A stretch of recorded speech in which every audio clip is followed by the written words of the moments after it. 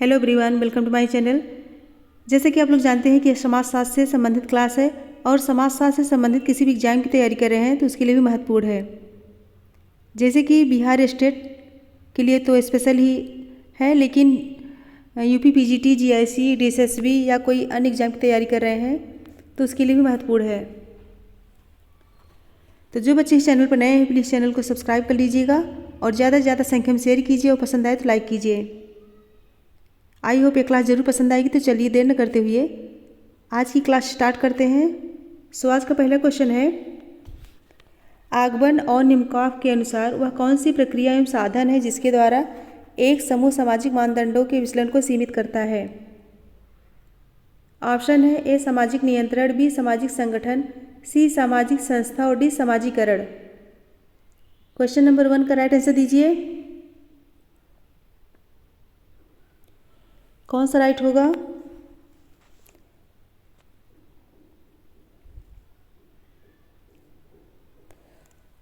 सो इसमें राइट होगा ऑप्शन ए सामाजिक नियंत्रण। ऑप्शन ए करेक्ट होगा। आगबन एवं निम्कॉफ के अनुसार सामाजिक नियंत्रण एक प्रक्रिया एवं साधन है जिसके द्वारा एक समूह सामाजिक मानदंडों के विचलन को सीमित करता है। ऑप्शन ए करेक्ट होगा।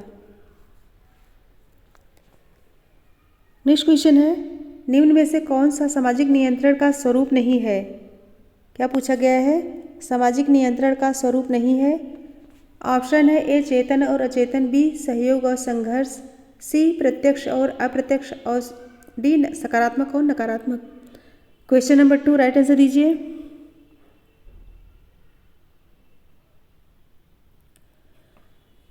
कौन सा राइट होगा? ऑप्शन बी सहयोग और संघर्ष। ऑप्शन बी करेक्ट होगा, क्योंकि सहयोग एवं संघर्ष सामाजिक नियंत्रण का स्वरूप नहीं है। सामाजिक नियंत्रण से तात्पर्य ऐसी विधियों से है जिनके द्वारा किसी सामाजिक व्यवस्था में व्यक्तियों के विचारों, भावनाओं, आकांक्षाओं और व्यवहार को नियमित किया जाता है। और फ्रेंड्स, इस चैनल पर जो बच्चे नए हैं प्लीज़ चैनल को सब्सक्राइब कर लीजिएगा और ज़्यादा से ज़्यादा संख्या में शेयर कीजिए और जितने भी लोग हैं सब फटाफट लाइक कर दीजिए। लाइक और शेयर करेंगे तो। नेक्स्ट है, एक व्यक्ति, उसका भाई और भाई के बच्चे आपस में किस प्रकार के नातेदार हैं? एक व्यक्ति, उसका भाई और भाई के बच्चे आपस में किस प्रकार के नातेदार हैं? ऑप्शन है ए विवाह संबंधी नातेदार, बी रक्त संबंधी नातेदार और सी समानांतर नातेदार और डी मातृवंशीय संबंधी नातेदार। क्वेश्चन नंबर 3 कौन सा राइट होगा? आंसर दीजिए। सो राइट होगा ऑप्शन बी रक्त संबंधी नातेदार। ऑप्शन बी करेक्ट होगा। एक व्यक्ति, उसका भाई और भाई के बच्चे आपस में रक्त संबंधी नातेदार हैं।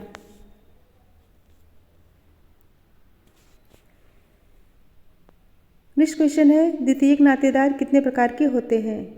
द्वितीयक नातेदार कितने प्रकार के होते हैं? ऑप्शन है ए 21, बी 27 और सी 33 और डी 39। द्वितीयक नातेदार कौन सा राइट होगा? सो राइट होगा ऑप्शन सी 33। मर्डॉक ने 8 प्रकार के नातेदार बताए हैं। कौन कौन से? प्राथमिक कितने प्रकार के? 8 प्रकार के, और द्वितीयक 33 प्रकार के, और तृतीयक 151 प्रकार के। ध्यान रखिएगा। नेक्स्ट क्वेश्चन है, व्यक्तिगत और नातेदारी शब्दावली के मिश्रण से किए जाने वाले संबोधन को टायलर ने कहा। व्यक्तिगत और नातेदारी शब्दावली के मिश्रण से किए जाने वाले संबोधन को टायलर ने कहा। ऑप्शन है ए माध्यमिक संबोधन, बी परिहास, सी विनिमय और डी सहकष्टी। क्वेश्चन नंबर 5 राइट आंसर दीजिए। कौन सा राइट होगा? ऑप्शन ए माध्यमिक संबोधन। ऑप्शन ए करेक्ट होगा। व्यक्तिगत और नातेदारी शब्दावली के मिश्रण से किए जाने वाले संबोधन को टायलर ने माध्यमिक संबोधन कहा है। नेक्स्ट क्वेश्चन है, भारत में जनगणना 2011 के अनुसार प्रति 1000 पुरुषों पर स्त्रियों की संख्या का क्या अनुपात था? ऑप्शन है ए 830, बी 910, सी 940 और डी 950। 6 का राइट आंसर दीजिए।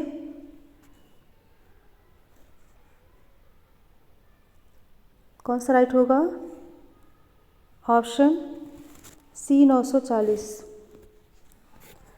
भारत में जनगणना 2011 के अनुसार प्रति 1000 पुरुषों पर स्त्रियों की संख्या का अनुपात 940 है।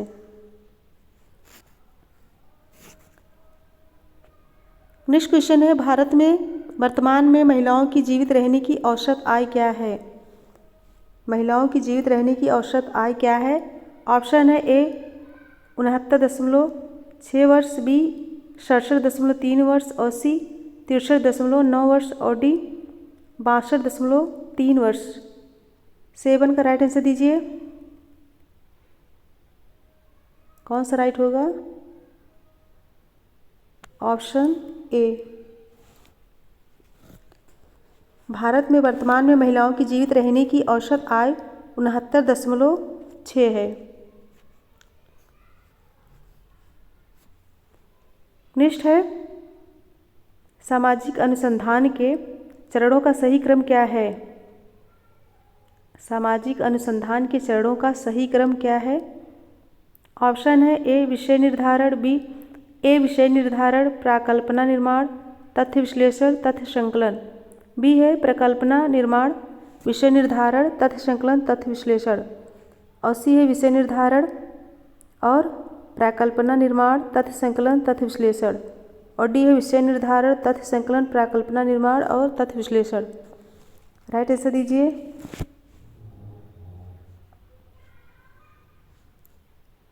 कौन सा राइट होगा? सो राइट होगा option C. Option C correct होगा। सामाजिक अनुसंधान के चरण का सही क्रम निम्न प्रकार है: विषय निर्धारण, प्राकल्पना निर्माण, तथ्य संकलन तथा तथ्य विश्लेषण।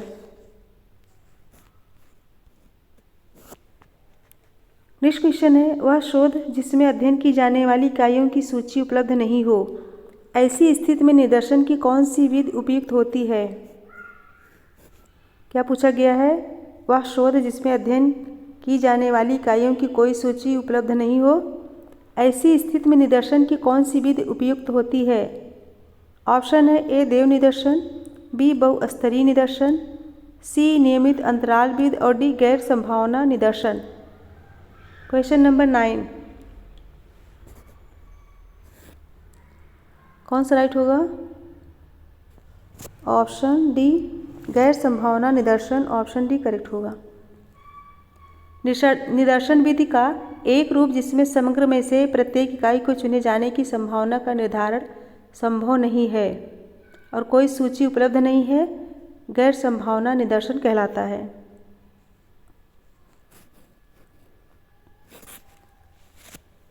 नेक्स्ट क्वेश्चन है, वह प्राकल्पना जिसका वास्तविक अस्तित्व नहीं होता लेकिन अनुसंधान प्राकल्पना की जांच के लिए प्रयोग की जाती है, उसका नाम है? ऑप्शन है कार्यकारी प्राकल्पना, बी शून्य प्राकल्पना, सी अनुसंधान प्राकल्पना और डी वैकल्पिक प्राकल्पना। राइट आंसर दीजिए। कौन सा राइट होगा? ऑप्शन बी शून्य प्राकल्पना। वह प्राकल्पना जिसका वास्तविक अस्तित्व नहीं होता लेकिन अनुसंधान प्राकल्पना की जांच के लिए प्रयोग किया जाता है, उसे शून्य प्राकल्पना कहते हैं। नेक्स्ट क्वेश्चन है, विश्व गांव की अवधारणा के प्रणेता कौन है? विश्व गांव की अवधारणा के प्रणेता कौन है?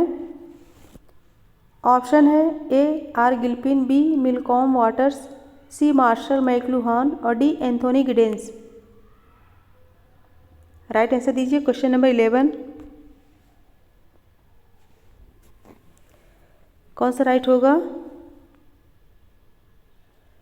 सो राइट होगा ऑप्शन सी मार्शल मैकलुहान। वर्ष 1960 में, कब? 1960 में विश्व गांव की अवधारणा मार्शल मैक्लुहान ने दी। उन्होंने इस अवधारणा का प्रयोग आधुनिक विद्युत संचार व्यवस्था यानी कि टीवी, इंटरनेट, फैक्स, टेलीफोन आदि और प्रौद्योगिकी द्वारा एक सूत्र में बंधे आज के समस्त विश्व के लिए किया था।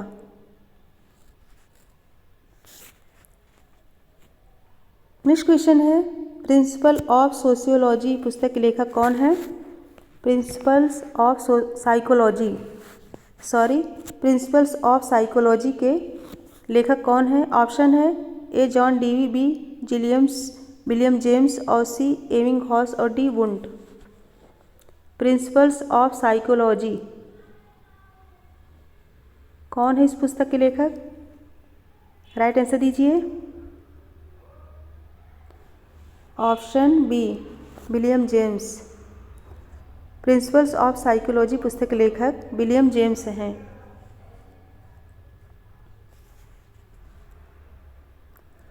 नेक्स्ट क्वेश्चन है, एक अच्छा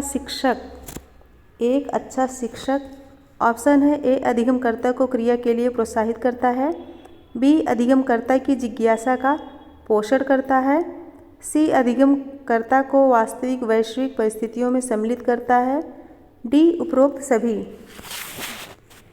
कौन सा राइट होगा? आंसर दीजिए। ऑप्शन डी उपरोक्त सभी। एक अच्छा शिक्षक अधिगमकर्ता को क्रिया के लिए प्रोत्साहित करता है तथा अधिगमकर्ता की जिज्ञासा का पोषण करता है, साथ ही साथ अधिगमकर्ता को वास्तविक वैश्विक परिस्थितियों में सम्मिलित करता है। ऑप्शन डी करेक्ट होगा। नेक्स्ट क्वेश्चन है, पियाजे के अनुसार संज्ञानात्मक विकास की वह अवस्था जिसमें बालक वस्तु अस्थायित्व प्रदर्शित करते हैं। क्या पूछा गया है? जिसमें बालक वस्तु अस्थायित्व प्रदर्शित करते हैं। ऑप्शन है ए औपचारिक संक्रियात्मक काल, बी मूर्त संक्रियात्मक काल और सी पूर्व संक्रियात्मक काल और डी इंद्रियगत काल। 14 राइट आंसर दीजिए। कौन सा राइट होगा? सो राइट होगा ऑप्शन डी इंद्रियगत काल। ऑप्शन डी करेक्ट होगा।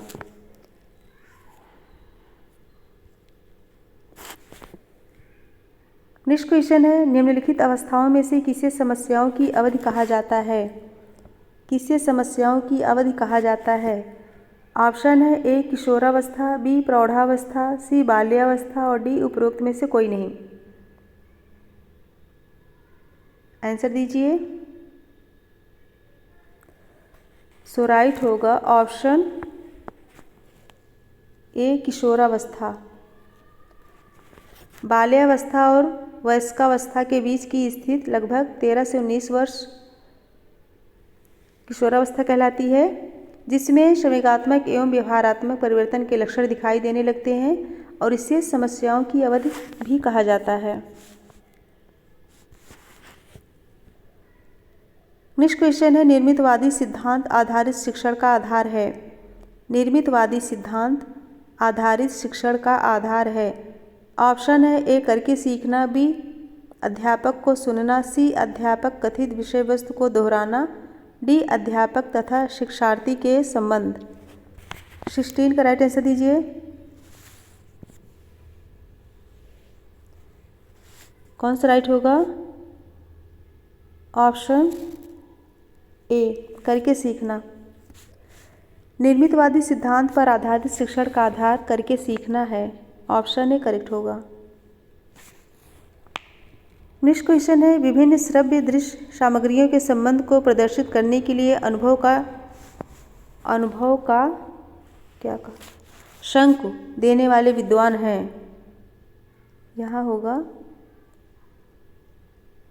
शंकु।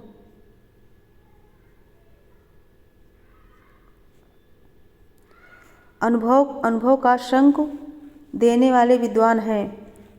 ऑप्शन है ए एडगर डेल और B Kilpatrick, C John Dewey और डी मॉरिसन। 17 राइट आंसर दीजिए। कौन सा राइट होगा? Option A Edgar Dale. विभिन्न श्रव्य दृश्य सामग्रियों के संबंध को प्रदर्शित करने के लिए अनुभवों का शंक देने वाले विद्वान हैं।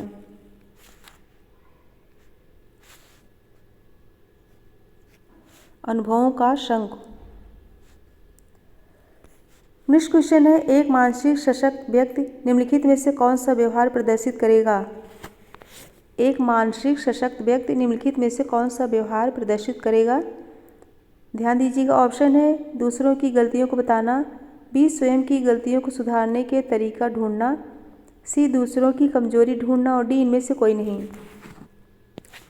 एक मानसिक सशक्त व्यक्ति पूछा गया है, कौन सा राइट होगा? आंसर दीजिए। ऑप्शन बी स्वयं की गलतियों को सुधारने के तरीका ढूंढना, ऑप्शन बी करेक्ट होगा। एक मानसिक सशक्त व्यक्ति स्वयं की गलतियों को सुधारने के तरीके ढूंढेगा और व्यवहार प्रदर्शित करेगा। नेक्स्ट क्वेश्चन है, समस्या समाधान की योग्यता निर्भर करती है। समस्या समाधान की योग्यता निर्भर करती है।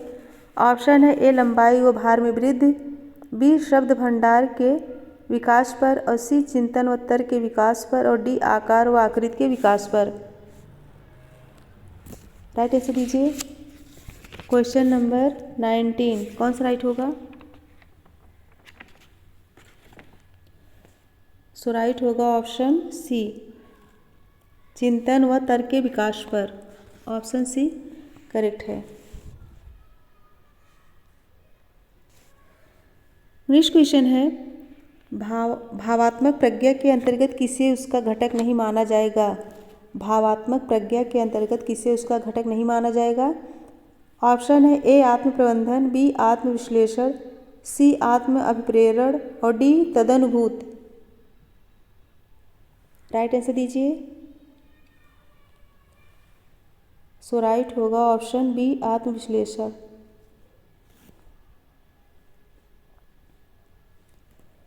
नेक्स्ट क्वेश्चन है, सामाजिक अधिगम प्रारंभ होता है। ऑप्शन है ए अलगाव से, बी भीड़ से, सी संपर्क से और डी श्रव्य दृश्य सामग्री से। क्या पूछा गया है? सामाजिक अधिगम प्रारंभ होता है। आंसर दीजिए। इसमें राइट होगा ऑप्शन सी संपर्क से। सामाजिक अधिगम एक सीखने की प्रक्रिया है जो कि संपर्क से आरंभ होता है। नेक्स्ट क्वेश्चन है, अल्बर्ट बंडूरा द्वारा प्रतिपादित अधिगम का प्रकार कहलाता है। अल्बर्ट बंडूरा द्वारा प्रतिपादित अधिगम का प्रकार कहलाता है। ऑप्शन है ए सक्रिय अधिगम, बी प्रेक्षणात्मक अधिगम, सी अंतःदृष्ट अधिगम और डी अनुभवजन्य अधिगम। राइट आंसर दीजिए। Question number 22। सो राइट होगा ऑप्शन बी प्रेक्षणात्मक अधिगम, ऑप्शन बी करेक्ट होगा। अल्बर्ट बंडूरा द्वारा प्रेक्षणात्मक अधिगम को प्रतिपादित किया गया है। नेक्स्ट क्वेश्चन है, कक्षा कक्ष में संप्रेषण परस्पर संप्रेषण है। कक्षा कक्ष में संप्रेषण परस्पर संप्रेषण है।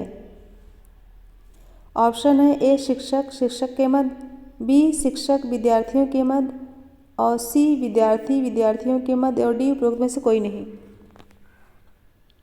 राइट आंसर दीजिए। कौन सा राइट होगा?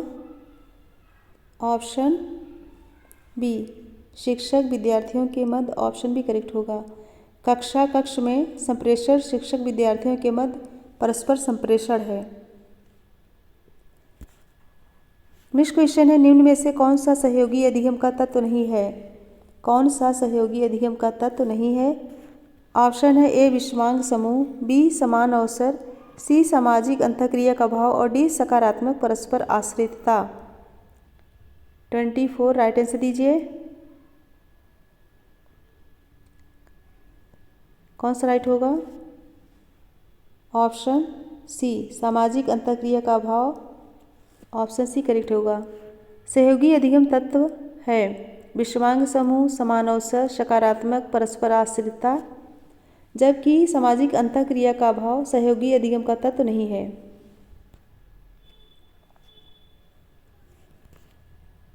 नेक्स्ट क्वेश्चन है, शिक्षण प्रतिमान के तत्व हैं। शिक्षण प्रतिमान के तत्व हैं। ऑप्शन है ए लक्ष्य व उद्देश्य, बी उद्देश्य व संरचना, सी सामाजिक प्रणाली एवं मूल्यांकन, डी उपरोक्त सभी। क्वेश्चन नंबर 25 राइट आंसर दीजिए।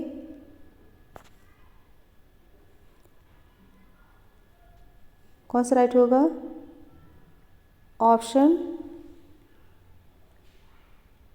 डी उपरोक्त सभी। शिक्षण प्रतिमान के तत्व लक्ष्य व उद्देश्य, उद्देश्य व संरचना तथा सामाजिक प्रणाली एवं मूल्यांकन है।